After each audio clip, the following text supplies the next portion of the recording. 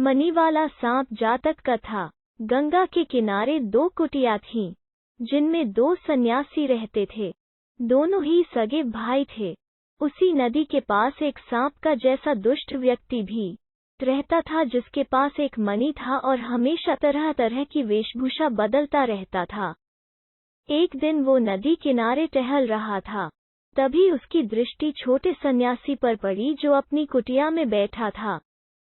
सांप प्रवृत्ति दुष्ट उसके पास पहुंचा और नमस्कार कर उससे बातचीत करने लगा।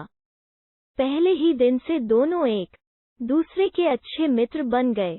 फिर तो दोनों के मिलने का सिलसिला बढ़ता गया और वे दोनों हर 1-2 दिनों में मिलने लगे और आते जाते एक दूसरे का आलिंगन भी करते। एक दिन सांप प्रवृत्ति दुष्ट अपना खुद की असली रूप में प्रकट हुआ। उसने अपनी मणि भी उस सन्यासी को दिखाई। उसके असली रूप को देखकर सन्यासी के होश उड़ गए। डर से उसने अपनी भूख प्यास भी खो दी। इससे उसकी अवस्था कुछ ही दिनों में एक चिरकालीन रोगी की तरह हो गई। बड़े सन्यासी ने जब उसकी रुग्णावस्था को देखा तो उससे उसका कारण जानना चाहा।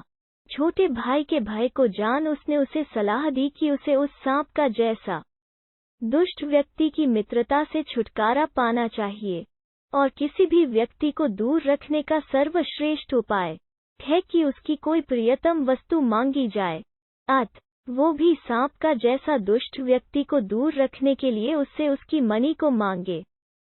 दूसरे दिन जब वो छोटे सन्यासी की कुटिया में पहुंचा तो सन्यासी ने उससे उसकी मणि मांगी।